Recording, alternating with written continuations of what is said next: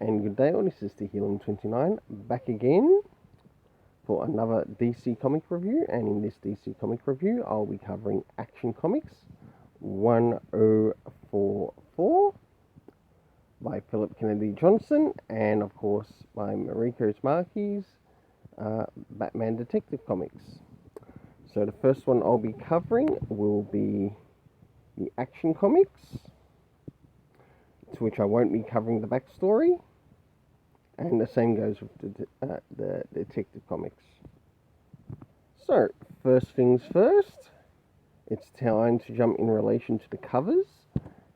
I will make sure that I get up a picture of the second cover, which I meant to be getting from my LCS, and also the rating that it will get. So, first things first, do these covers in any way, shape or form connect to something that's happening inside of the story? Sure enough, it sort of does, to which I give the first cover a 6.5 out of 10, and for the second cover, hopefully you're seeing it at this time, a 5 out of 10. So now it's time to move into the internal art, as well as covering some of the things that are happening in relation to the story.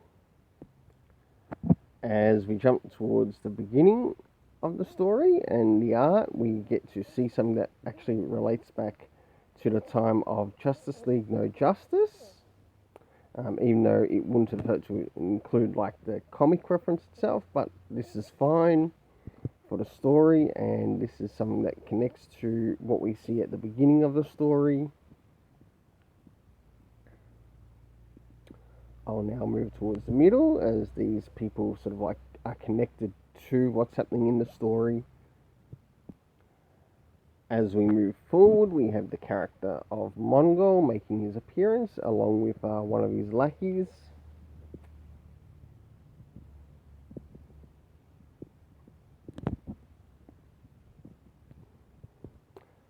And last but not least, towards the end of the story,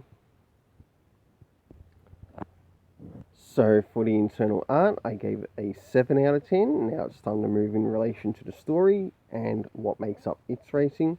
First things first, did we get any comic book references? Sure enough we did. We got the Justice League No Justice, and we also got a connection to the Source War break that happened around the time of Justice League, or the DC Metal into Death Metal. Moving into the next area, being time, we had months earlier, so we got to see that this is taking taking place over a period of months. We didn't get any exact location, or not exact description as to how many months, and also weeks after, and the same sort of applied to that. Moving into the next thing, we had the location of it being Warworld. It would have been a little bit better if it also covered of where in the flashback things were covered in the space, as it looks like things they were drawing towards the Source War. And the cast of characters consisting of Superman, Mongol, and last but not least, Light Ray. The overall story rating I gave for this was a 7 out of 10. Now it's time to move into reviewing the Detective Comics Batman.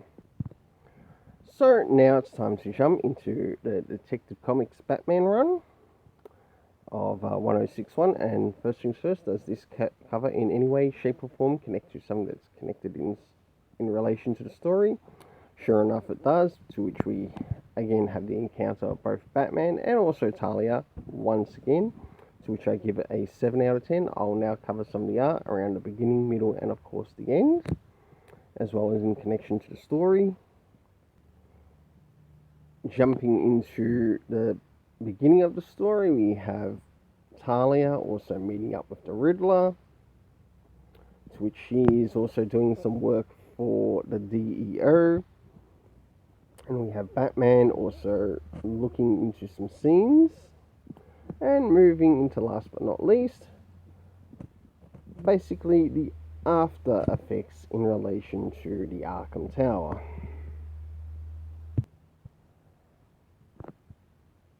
As we are brought into the next situation, we have Batman dealing with, well, what is meant to be a Lady Justice situation. And they say justice is blind, and of course we've got, of course, two characters that are blinded, and Batman has to make the decision to basically who to save. So Riddler has definitely put him into a bit of a decision. We'll now move towards the end. As we start to move towards the end, we have Batman catching up with Deb Donovan, I believe it is. And of course, and the things that are happening there.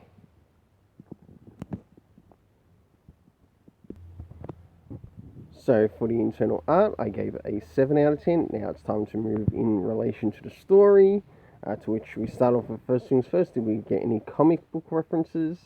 Yes, we did. We had a connection to the Shadow of the Bat arc, again, which was written by Mariko Tamaki. Moving into the area of time, we had 1 month ago. At least we've got a bit of a fair description as to when certain events took place. One of the locations that we went to in Gotham was, of course, the Arkham Tower. And last but not least, we had the cast of characters consisting of Talia, Riddler,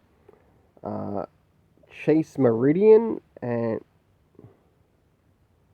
Batman, and last but not least, Deb Donovan, to which I give this story a 6.5 out of 10.